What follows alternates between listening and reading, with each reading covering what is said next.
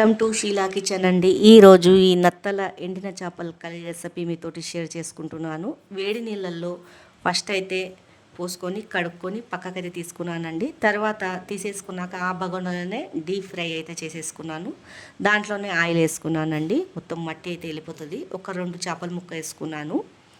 దీన్ని మంచిగా రెడ్గా అయితే ఫ్రై చేసుకొని పక్కకైతే తీసేసుకున్నానండి. తర్వాత ఒక 4-5 ఉల్లిగడ్డలు సన్నగా తరిగి వేసుకున్నాను.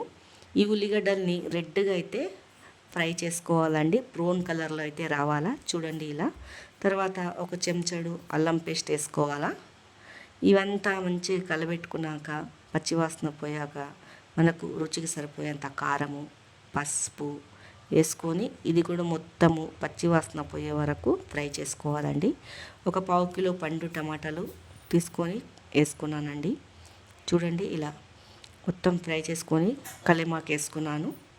తర్వాత రుచికి సరిపోయేంత ఉప్పు వేసుకున్నానండి. ఉప్పు కొద్దిగానే వేసుకోవాలా, ఎక్కువ వేసుకోవద్దు, చేపలలో ఉంటుంది కదండి. తర్వాత ఒక 10 నిమిషాలు మూత పెట్టి సిమ్ మంట మీద పెట్టాను. చూడండి 2 పచ్చిమిర్చి కూడా వేసానండి. తర్వాత ఇవంతా కలబెట్టుకొని కొద్దిగా ఉడికిపోయాక బాగా ఇలా సన్నగా తరిగి కొత్తిమీర అయితే వేసుకున్నానండి. ఎంతో టేస్టీ అయిన ఈ నత్తల చేపల కర్రీ టేస్టీగా ఉంటుందండి. వేడి వేడి అన్నం వెంబడి తింటే. మీకు నచ్చినట్లయితే లైక్, సబ్స్క్రైబ్ అయితే చేసుకోండి.